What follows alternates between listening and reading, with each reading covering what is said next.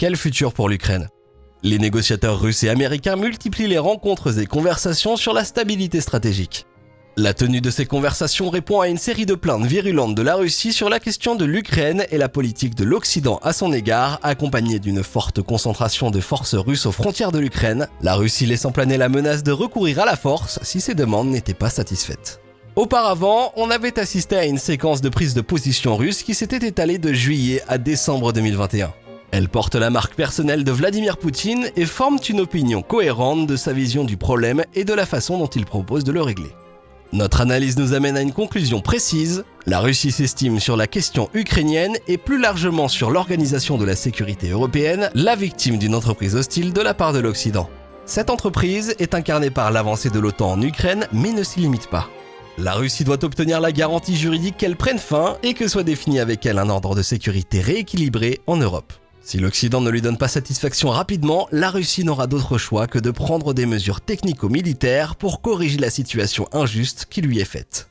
Cette séquence s'est ouverte le 13 juillet 2021 par un exposé historico-politique du problème ukrainien sur un long article de Vladimir Poutine intitulé « Sur l'unité historique des Russes et des Ukrainiens ». Il y développe l'idée qu'un même peuple s'est trouvé divisé en 3 entités, la Russie, l'Ukraine et la Biélorussie. Et il défend donc la cause de leur unité historique, linguistique et civilisationnelle. La vision russe se dessine. Ce qu'il faut retenir de cette thèse russe concernant l'analyse de la crise actuelle est un concept simple. Pour le président russe, cette division a été encouragée de tout temps par les forces étrangères, l'impérialisme autrichien, la Pologne et l'Allemagne des années 30 dans le passé. L'Occident depuis la chute de l'URSS.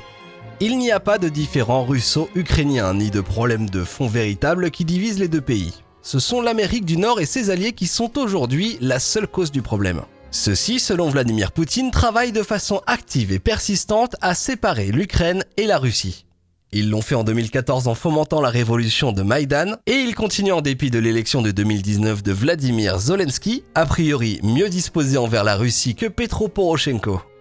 Les auteurs occidentaux du projet anti-russe ont mis en place le système politique ukrainien de telle sorte que les présidents, les députés, les ministres changent, mais qu'ils aient une orientation constante vers la séparation avec la Russie, vers l'inimitié avec elle. La France, moteur de l'UE. Jean-Yves Le Drian est arrivé à Brest mercredi 12 janvier 2022 pour une rencontre européenne concernant les enjeux stratégiques de l'Union, en compagnie des ministres des Affaires étrangères et des ministres de la Défense des pays membres. Pour ce premier temps fort de la nouvelle présidence française du Conseil de l'Union européenne, la France a choisi une ville symbole de l'ouverture au monde, du continent européen et de la solidité de leur capacité de défense.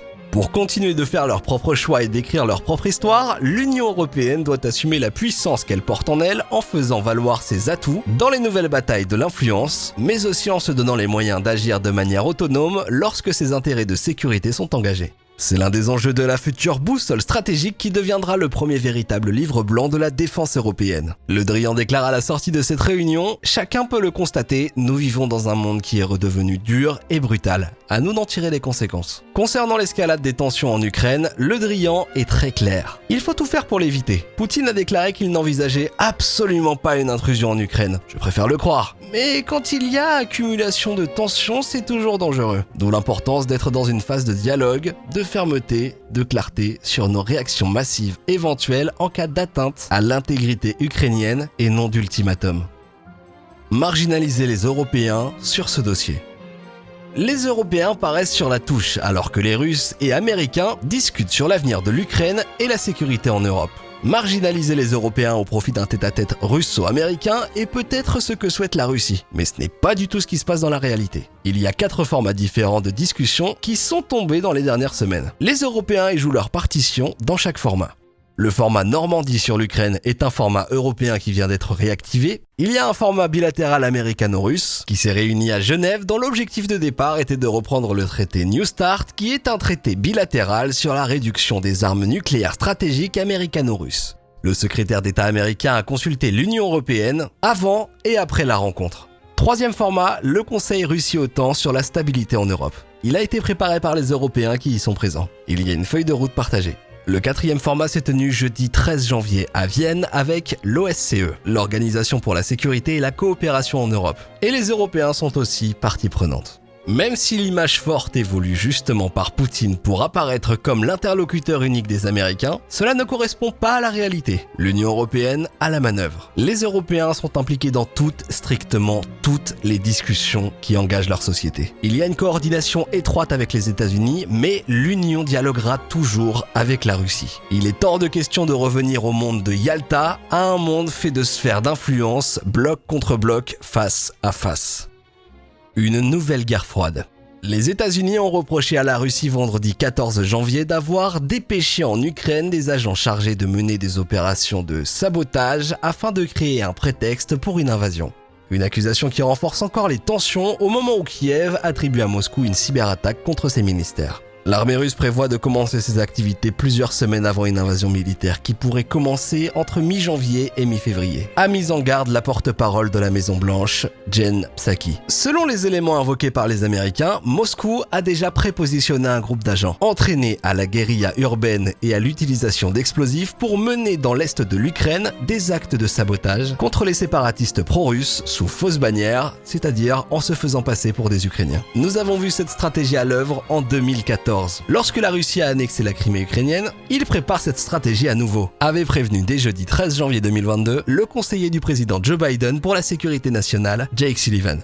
Le Kremlin a qualifié de gratuites ces affirmations, estimant qu'elles n'étaient étayées par aucune preuve. Les États-Unis ont néanmoins décidé de monter d'un cran dans les accusations contre le Kremlin après le quasi-échec des rencontres successives entre occidentaux et russes dans les dernières semaines. Quel scénario en cas de guerre ?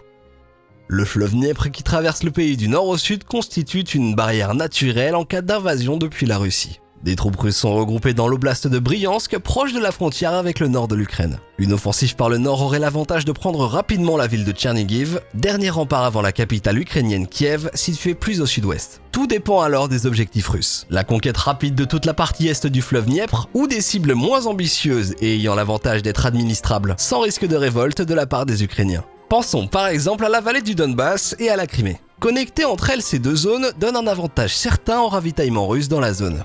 Dans ce scénario, la première phase débute par la percée depuis Lugansk et Donetsk à l'est pour verrouiller les villes de Dniepropetrovsk et Zaporizhia.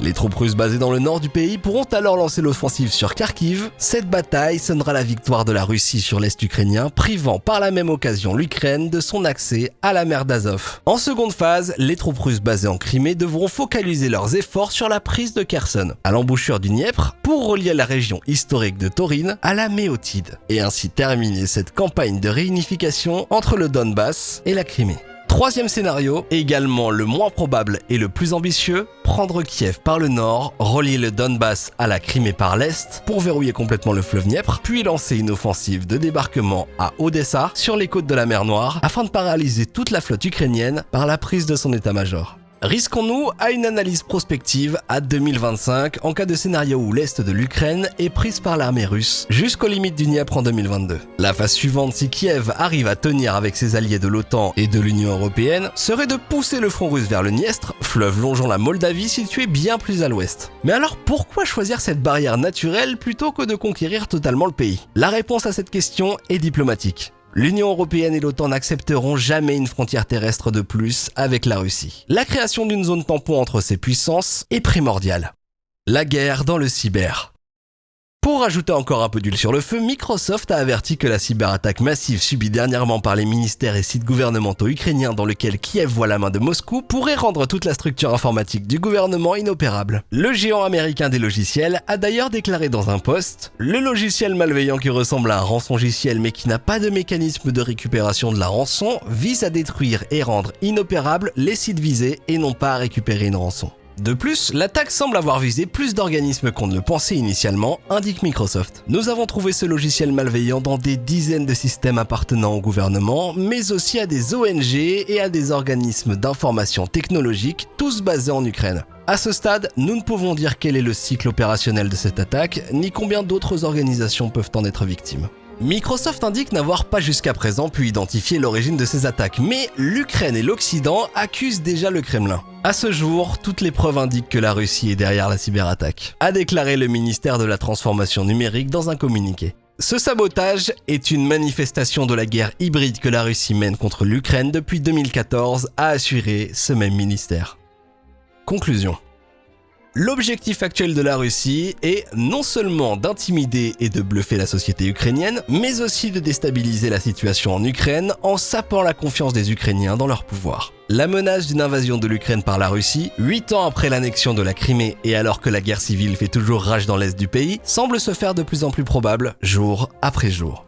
Une invasion serait alors être précédée par des actes de sabotage informatique visant à désorganiser les autorités ukrainiennes. Plusieurs scénarios sont à l'étude et il y a fort à parier que la Russie puisse se permettre beaucoup plus de liberté maintenant que la Chine est devenue l'adversaire numéro 1 des États-Unis.